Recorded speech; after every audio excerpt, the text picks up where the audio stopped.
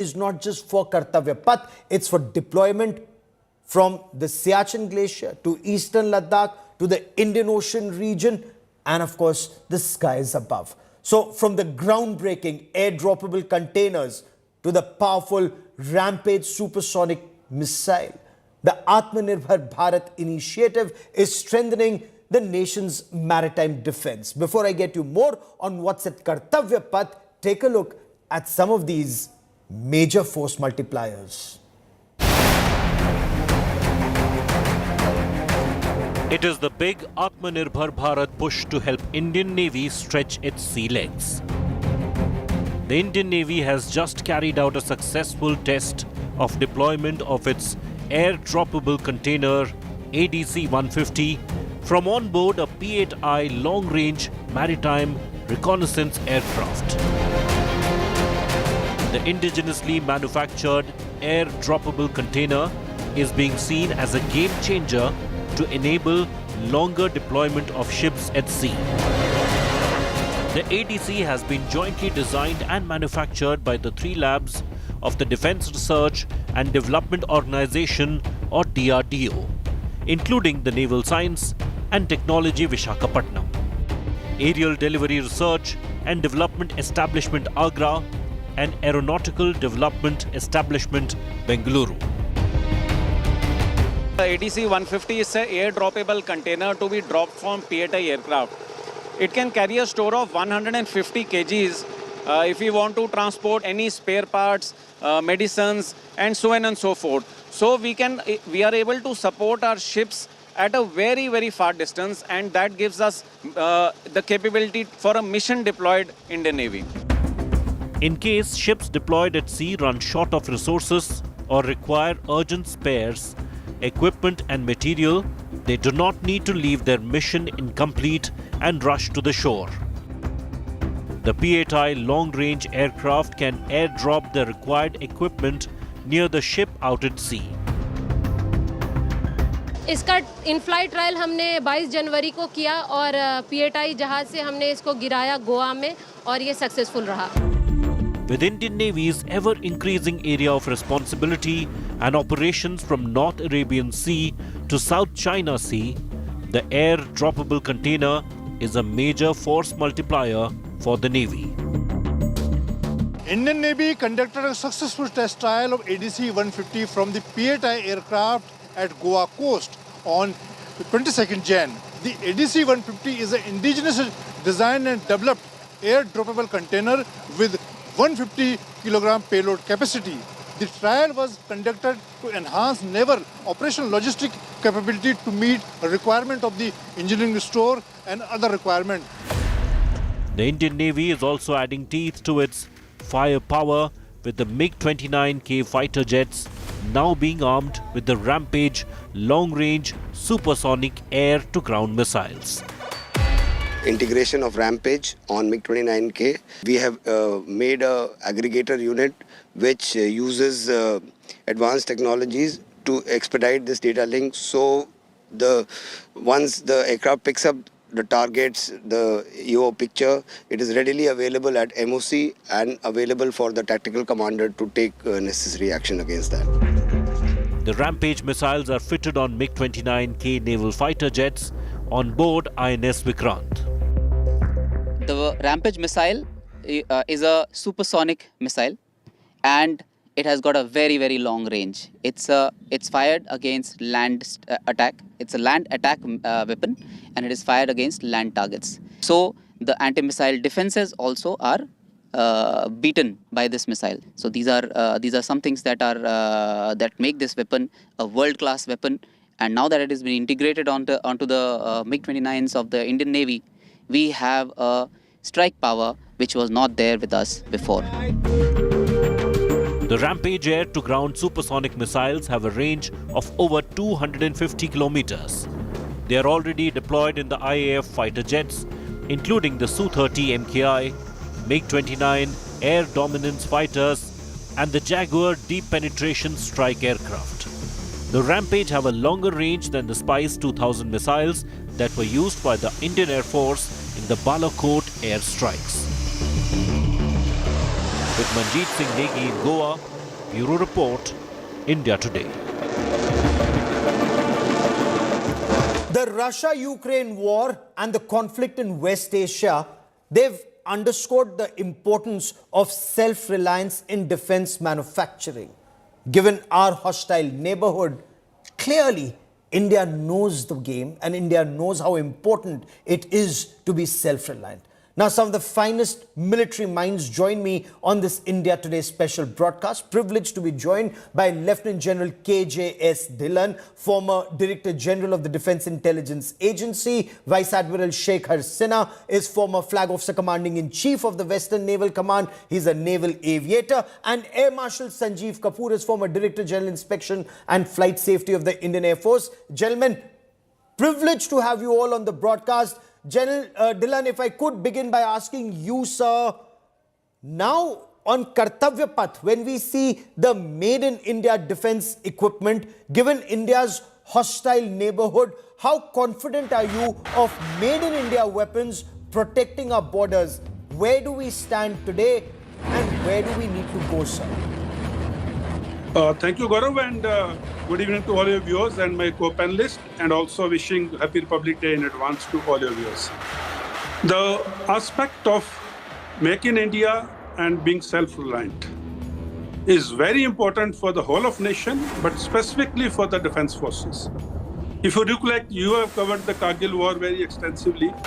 While fighting the war, we had to import ammunition for Bofors. Now, we don't want to get into that situation again, where we are fighting a war and we are up against the wall for need of some weapons or equipment or any space. That's why the Make in India initiative is the most relevant and timely initiative. Coming to the point, how confident as a soldier I am of Indian-made weapons, I must tell you our DRDO is very strong. In addition, our private players, the private defense industry, their R&D, they join hand in hand. DRDO does not go alone anymore. DRDO is totally in coordination with the civil industry or private industry. So I am very confident because DRDO is very strong. Our trial methodology is very strong. Okay. We induct the weapons after having tried it out in all terrains, starting from Siachen, going right up to the Indian Ocean. Right. So I am very confident to handle Indian-made weapons, and this is a very, very welcome step. It is a welcome step indeed, but Air Marshal Kapoor, the Air Force continues to face issues when it comes to indigenization, when it comes to fighter jet engines, when it comes to depleting squadron strengths. What's the way out? That Atmanirbhar Bharat remains important, but then you're also not found wanting when it comes to protecting our borders, given the hostile neighborhood, when it comes to squadron strength, sir. See, Indian Air Force has invested a lot of time, effort, along with ADA, HAL, DRDO to manufacture LCA and associated weapon. Now, as you mentioned out in this parade, this Akash new generation missile, which the Indian Air Force would be exhibiting in this parade the day after, it's a missile which can engage 4 targets simultaneously. And this missile can detect things which the other countries have already reached that capability, which we have indigenously got by our own research. So this 19 feet long missile can look into the enemy network, can pick up the ECCM signals of that missiles, and can simultaneously engage. So that's a big leap, and it's a succession to our Akash and Akash 1S series. And this is also for the benefit of the viewers being exported to Armenia. Yes. So India is not only now developing its own weapons, but the other countries are also interested to take and buy our own weapons in the days to come. Where are we found wanting when it comes to fighter jet engines, and what's the way out, Air Marshal Kapoor, when we're stuck in manufacturing fighter jets or getting adequate numbers in times so that our squadron strength can be maintained? Okay, the audio is not very clear, but I got your question that to manufacture fighter aeroplanes, what is the way out indigenous? I had covered it in some other forums also. The technology to develop an aircraft engine is at par with developing something like a nuclear weapon. So only 4 to 5 countries in the world are manufacturing aircraft engines, which they are not willing to share the technology with us. So like we had to develop our own nuclear capability, our own space capability, our own missile capability, we have to invest in manufacturing aircraft engines. Now, why engines are very important? Because everything in the aeroplane rides on the engine. All your systems, weapon systems, air conditioning, all the tappings for every system in the platform is taken from the engine. So engine is the heart of the aeroplane. So till we are able to manufacture our own engines, we will have to rely. So what you hear is that we have indigenized 80%, 45%, 70%, 72%. But the key element of engine has to. Now, the way ahead is that we have to rope in the private sector. In our country, unlike other Western countries, there is not enough stress at college level, university levels on research. Yes. So in America and other countries, there is a lot of funding from the private sector who are into defense manufacturing, and this research is subsidized by the government to a large extent. Yes. So in my opinion, we will have to initially catch up, because it is not leapfrogging. You will have to do something like a pole vault now, because the gap has increased to an extent wherein we will have to follow something that C295 model, wherein we get a TOT, we manufacture the components here using our indigenous industries, and thereafter in the process set up our own infrastructure to manufacture aeroplanes. Now the gap which is existed of. Let me also bring in Admiral Shekhar Sinha, who joins us on this broadcast, a naval aviator par excellence himself. Admiral Sinha, when it comes to the Navy, we are told from the drawing board to the ship when it's commissioned, the Navy is a part of every step of the shipbuilding process. But on the submarine front, and since you've been Flag Officer Commanding in Chief, Western Naval Command, on the submarine front, we're still importing, while we're also manufacturing Project 75 and P75I. Are we found wanting there, sir? Well, thank you, Gaurav, for getting me on your show. And very happy Republic Day to your viewers and all my co-panelists. Gaurav, we started very early as far as indigenization is concerned. It was in early 60s that we started making our own ships, because we realized that the ships are very expensive and the government may not be able to fund import in the coming days, where we had taken the responsibility of maritime security from Gulf of Aden to the Malacca Strait. So therefore, it was necessary for our predecessors to take this decision that we will make our own ships. So the defense PSUs, the shipyards, Mazgaon Dock, GRAC, GSL, they played a very key role. And what we did was we started our own branch of the Naval Design Bureau. Sorry, Naval Ship Design Bureau. And they are the naval officers. They are trained, they're engineers, they are sort of done courses outside the country also. They started designing the ships, and our PSUs did a very good job of manufacturing it. What we do is, at the time of manufacturing, there is a warship overseeing team which is positioned with the manufacturer, and it remains with them throughout till the ship actually sails out into the sea and given for trial. Right. So that is how we have become much more Atmanirbhar. Coming to submarines, we did the difficult thing first. We made the nuclear submarine first, and now we are making the diesel submarine. Very typically Indian that we do difficult things easily, and easy things, comes to us very late. Okay. So what has happened is the nuclear submarine is absolutely Indian. There's nothing imported in that. But the diesel submarines, we started manufacturing the first one under license built on a sort of higher scale was the Scorpion. Yes. As you know, that 6 of them have sailed out. That is a venture in which the production was done under the supervision of the French. And now we are going with, I believe, what I saw in the newspaper, that we have the German ThyssenKrupp, who will be making along with the Mazgaon Dock Limited. Mind you, they are one of the best submarines in the world. Okay. They have got AIP fitted, most likely the air independent propulsion will be our indigenous, which has been manufactured by the DRDO. So yes, we have been little behind time as far as Okay. diesel submarines are concerned. You know, But I the have last 30 seconds that I have on this part of the program, General Dillon, we are making the Pinaka system, the multi-barrel rocket launchers, and the army is pressing ahead with it. We are looking at missiles that we manufacture within our country. We are looking at artillery guns that we are manufacturing within our country. And at the same time, we need to import small arms. We need to import rifles. Why do we need to do that, sir? Yeah, Gaurav, even this is the question which every Indian must ask, and rightly you are also asking.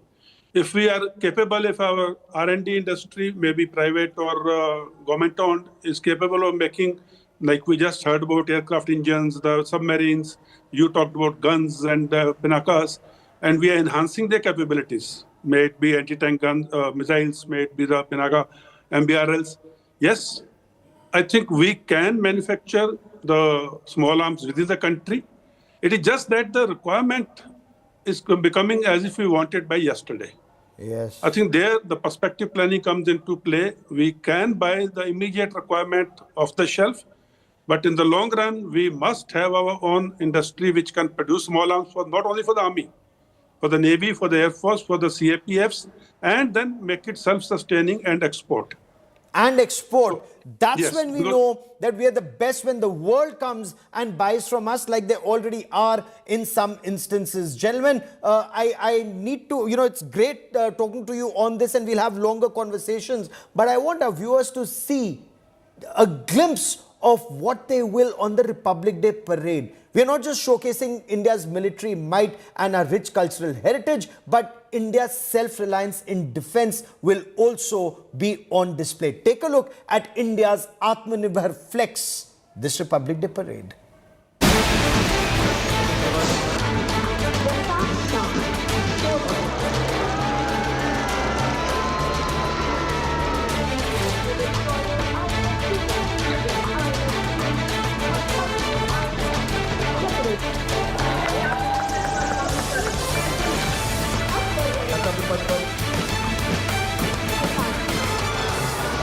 76th Republic Day will be a big flex for Atmanirbhar Bharat.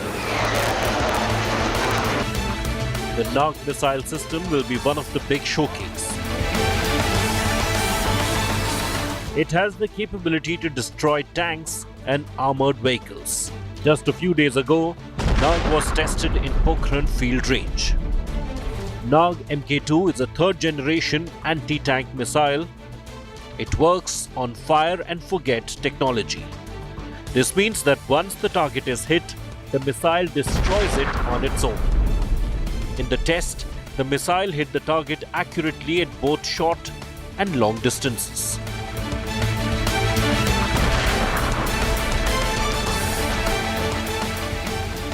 This time, the tactical ballistic missile Pralay and long-range Pinaka rocket system will also be displayed at the Republic Day parade. This will be the first time that the surface-to-surface Pralay missile will be included in the parade.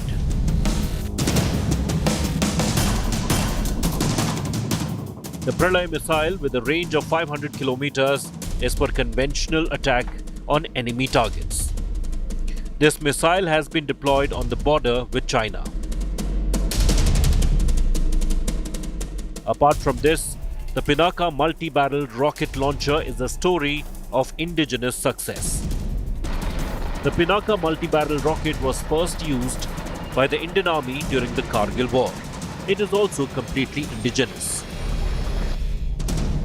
Its caliber is 214 mm. Its range is 40 kilometers. Each rocket launcher of Pinaka has 12 rockets. One battery of Pinaka has 6 vehicles, that is 72 rockets. One battery can fire 72 rockets in 44 seconds. The 75-kilometer range Pinaka rocket has been tested and preparations are on to include it in the Indian Army. There is also a plan to increase its range to 90 kilometers, 120 kilometers and 300 kilometers. The Indian Army currently has 4 Pinaka regiments. 6 more regiments have been approved. The Air Force's Akash missile system will also be seen in the Republic Day parade, this time to highlight the pride of self-reliant India. Through this weapon, India has become the first country to have the capability to hit 4 targets.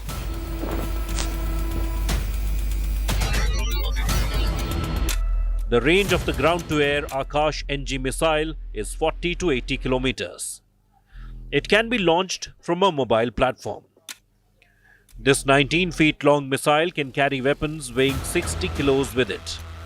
This 720 kilogram missile has an active electronically scanned array multifunction radar, which can also scan enemy missiles and aircraft. It was deployed along the LAC during the border dispute with China last year. Make in India से भारत की सेनाओं का सामर्थ्य बढ़ने के साथ ही आर्थिक प्रगति के नए द्वार भी खुल रहे हैं। आज भारत दुनिया की तीसरी बड़ी इकोनॉमी बनने की तरफ तेजी से आगे बढ़ रहा है। हमारी मैन्युफैक्चरिंग, हमारी एक्सपोर्टिंग कैपेसिटी भी लगातार बढ़ रही है। साथियों, हमारी सरकार का तीसरा कार्यकाल अनेक बड़े निर्णयों के साथ शुरू हुआ है। तेज गति से हमने नई नीतियां बनाई हैं, देश की जरूरतों को देखते हुए नए कार्य शुरू किए हैं। देश के हर कोने, हर सेक्टर का विकास हो, इस लक्ष्य के साथ हम चल रहे हैं। BrahMos missile is also a big boost to Atmanirbhar Bharat. BrahMos is India's first cruise missile, which is used by all 3 armed forces of India. The range of Indian Air Force's BrahMos missiles is 500 kilometers. In future, there is a plan to install it on the other fighter jets as well. BrahMos missile is capable of changing its path in the air itself. It destroys even a moving target. It is capable of flying at a height of 10 meters, which means the enemy radar will not be able to see it.